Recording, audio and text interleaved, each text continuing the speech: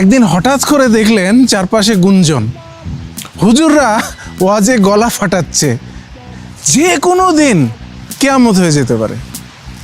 Facebook, YouTube, মসজিদের mic, মানে সব জায়গায় একটাই আতঙ্ক, শেষ, সব শেষ। আপনার জীবনেও নিশ্চয় এরকম অভিজ্ঞতা হয়েছে, কয়েকবার করে হয়েছে। এই 2023 সালের কথা মনে আছে আপনাদের? 15 রমজান গুজব ছড়ানো হলো বিকট শব্দ হবে, চাঁদের নিচে নাকি একটা বিশেষ তারা দেখা গেছে। আর প্রথম রোজা যেহেতু শুক্রবার ছিল, সুতরাং সিগন্যাল একেবারে ক্লিয়ার। কিন্তু কি হলো? কিছুই হলো না, কিয়ামত হলো না। শুধু কিছু কিছু ইউটিউবারের চ্যানেলের ভিউ বাড়লো। অনেকে ভাবেন এগুলো আধুনিক যুগের গুজব। না, এই আতঙ্ক ব্যবসার শুরু 1400 বছর ধরেই হয়ে আসছে, স্বয়ং মুহাম্মদের সময় থেকে। সেই 1400 বছর আগেও বেচারা কিয়ামত হয়ে যাচ্ছে বলে সবাইকে ভয় দেখাতো। চলুন দেখি সহিহ বুখারী কি বলছে। আবু মুসা রাদিয়াল্লাহু আনহুতে বর্ণিত, তিনি বলেন, একবার সূর্যগ্রহণ হলো। তখন নবী সাল্লাল্লাহু আলাইহি ওয়াসাল্লাম ভীত সন্ত্রস্ত অবস্থায় উঠলেন এবং কিয়ামত সংগঠিত হবার ভয় করছিলেন। অতঃপর তিনি মসজিদে আসেন এবং এর পূর্বে তাকে যেমন করতে দেখেছি তার চেয়ে দীর্ঘ সময় ধরে কিয়াম, রুকু এবং সিজদা সহকারে সালাত আদায় করেন। সহিহ বুখারী ইসলামী ফাউন্ডেশন, হাদিস নাম্বার 1000। মানে কি বুঝলেন? একটা সিম্পল প্রাকৃতিক সূর্যগ্রহণ, আর নবী ভাবছেন এই বুঝি শেষ, সব কিছু শেষ। অদ্ভুত না? এবার আসি সূর্যের অ্যাকশন প্ল্যানে। মিকদাদ রাদিয়াল্লাহু আনহু বলেন, আমি রাসূলুল্লাহ সাল্লাল্লাহু আলাইহি ওয়াসাল্লামকে বলতে শুনেছি, কিয়ামতের দিন সূর্যকে সৃষ্ট জীবের এত কাছে করে দেওয়া হবে যে তার মধ্যে এবং সৃষ্ট জীবের মধ্যে মাত্র 1 মাইলের ব্যবধান থাকবে। একই হাদিস আরও অনেকগুলো গ্রন্থে লিপিবদ্ধ আছে। কোথাও লেখা আছে মাত্র 1 মাইল, কোথাও লেখা আছে 1 মাইল অথবা 2 মাইল, কোথাও লেখা আছে প্রায় 1 মাইল। তা সেটা যাই হোক, হাদিসে ফিরে যায়। মিকদাদ থেকে বর্ণনাকারী সুলাইম ইবনে আমের বলেন, আল্লাহর কসম, আমি জানি না যে নবী সাল্লাল্লাহু আলাইহি ওয়াসাল্লাম মিল শব্দের কি অর্থ নিয়েছেন, জমিনের দূরত্ব অর্থাৎ মাইল, নাকি সুরমাদানির শলাকা যার দ্বারা চোখে সুরমা দেওয়া হয়। সুতরাং মানুষ নিজ নিজ আমল অনুযায়ী ঘামে ডুবতে থাকবে। তাদের মধ্যে কারো তার পায়ের গাঁট পর্যন্ত, কারো হাঁটু পর্যন্ত ঘাম হবে এবং তাদের মধ্যে কিছু এমন লোকও হবে যাদেরকে ঘাম লাগাম লাগিয়ে দিবে, অর্থাৎ নাক পর্যন্ত ঘামে ডুবে যাবে। এ কথা বলে রাসূলুল্লাহ সাল্লাল্লাহু আলাইহি ওয়াসাল্লাম তার মুখের দিকে ইশারা করলেন। সুনান আত-তিরমিজি, হাদিস নাম্বার 2421। এছাড়া আরও অনেক হাদিস গ্রন্থে এটি আছে।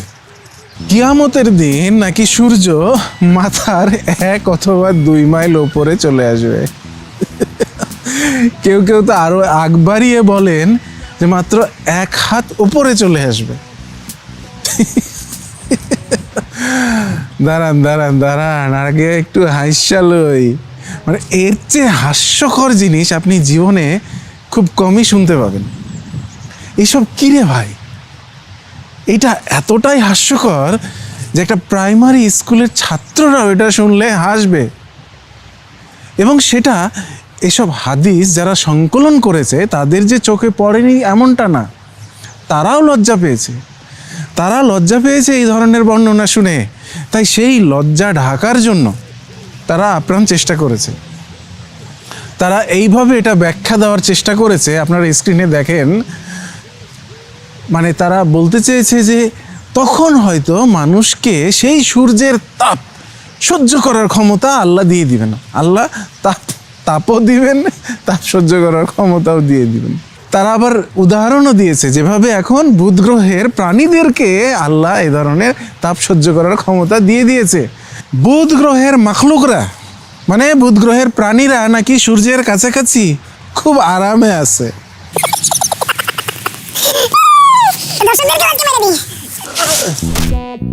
মানে নিজের বিশ্বাসকে টিকিয়ে রাখার জন্য মানে যা করা লাগবে তাই করে এই মোমেনরা।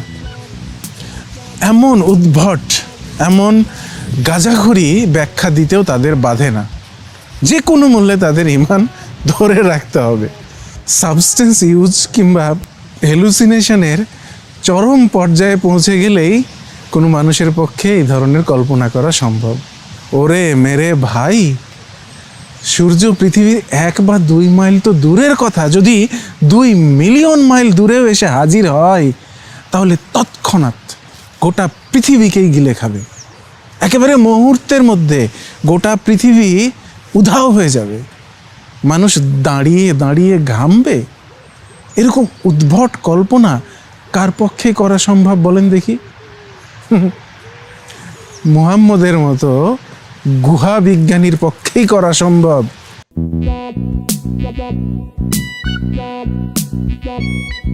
সূর্যের তাপমাত্রা কত জানেন? প্রায় 5500 ডিগ্রি সেলসিয়াস সারফেসে।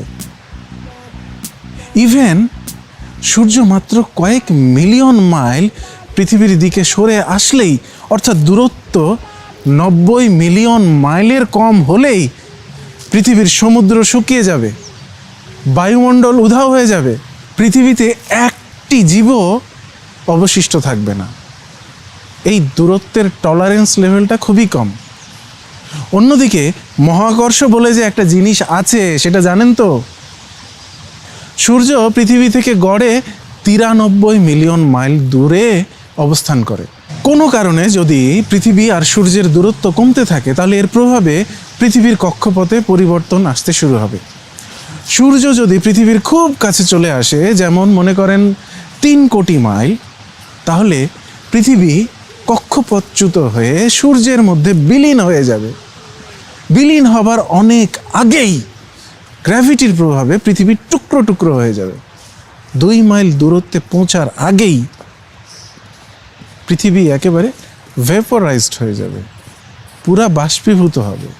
আর আপনি কি না ওই গাঁজার নৌকা ঠেলতে ঠেলতে কল্পনা করছেন মানুষ ঘামবে? আরে ভাই, ঘাম ঝরার সময়টুকুই বা কোথায় পাবেন আপনি? আর আমাদের দেহে এত পানিও নাই যে সেটা মানে একেবারে কোমর পর্যন্ত উঠে আসবে, হাঁটু পর্যন্ত উঠে আসবে, গলা পর্যন্ত ডুবে যাবে।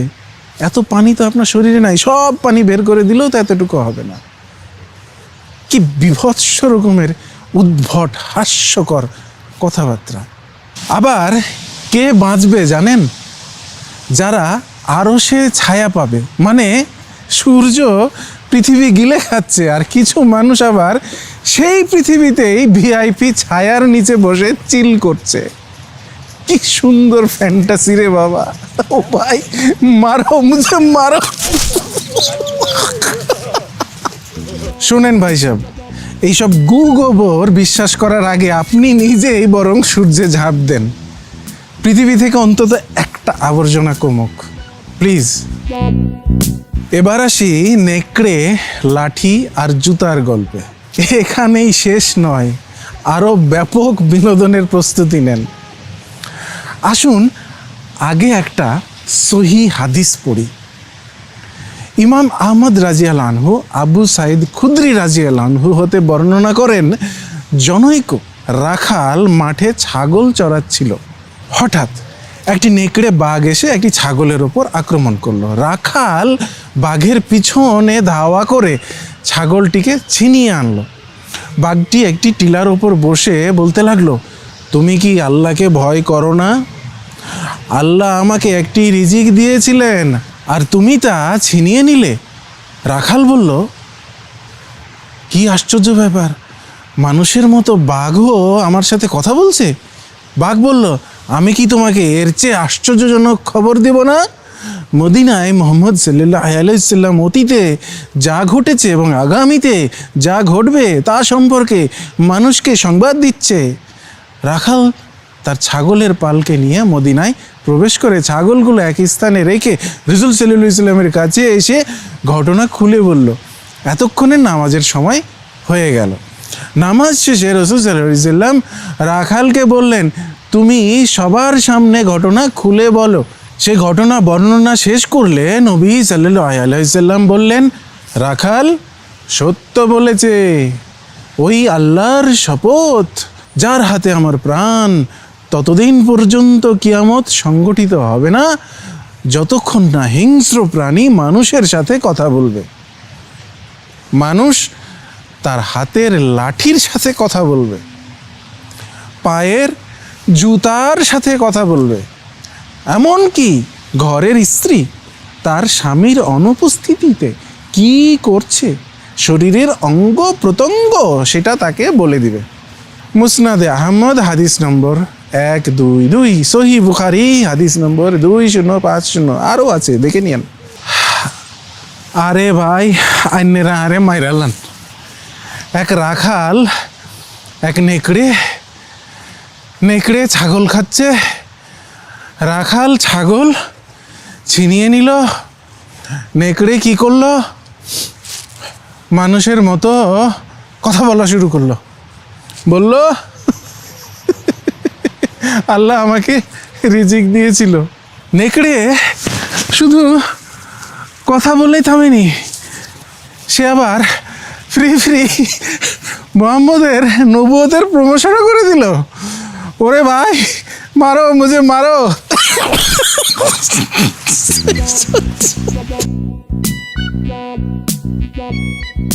মোহাম্মদ বললেন, রাখাল সত্য বলেছে। কিয়ামতের আগে পশু কথা বলবে, লাঠি কথা বলবে, জুতা কথা বলবে, শরীরের অঙ্গ মানে বেজায় না কথা বলবে, সব বলে দিবে। স্বামীর অবর্তমানে স্ত্রী কার কার সাথে শুয়েছে সব বলে দিবে। ও ভাই মারো, মুঝে মারো।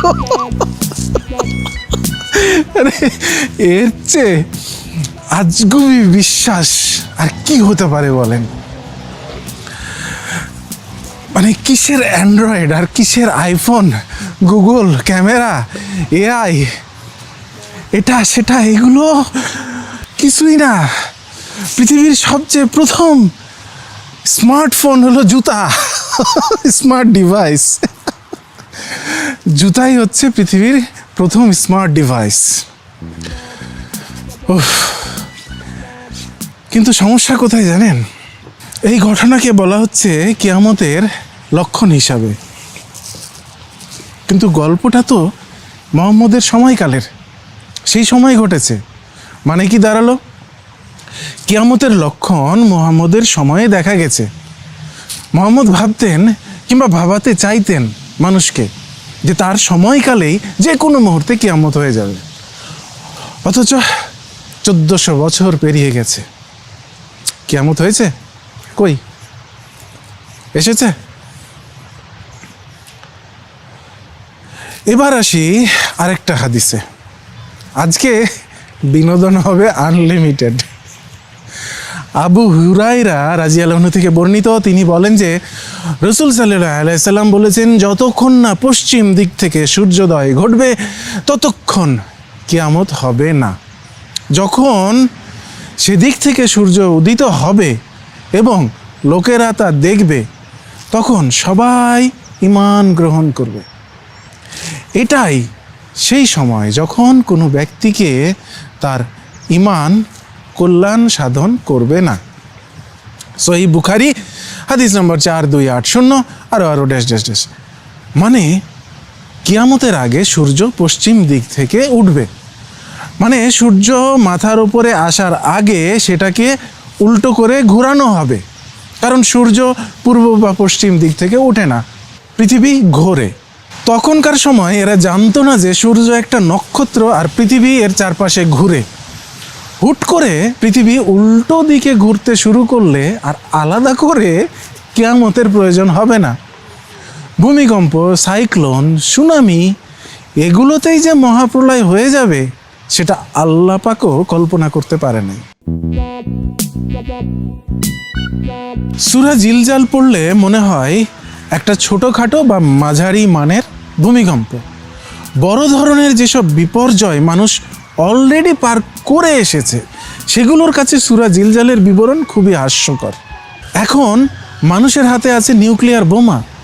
এগুলো যে ধরনের বিপর্যয় ঘটাতে পারে সেটা আল্লাহ পাক ওরফে মুহাম্মদের পক্ষে কল্পনা করাও সম্ভব ছিল না। তাই বলছি, কোরআন হাদিস বেশি করে পড়ুন, উপভোগ করুন, কারণ এগুলো যতটা না বিশ্বাসের গ্রন্থ তার চেয়ে বেশি বিনোদনের বিশাল ভাণ্ডার। প্রথম পর্ব এখানেই শেষ। দ্বিতীয় পর্বে আরও আজগুবি কিছু অপেক্ষা করছে আপনাদের জন্য। তো ভালো থাকবেন সবাই, দেখা হবে তিতা টিভিতে।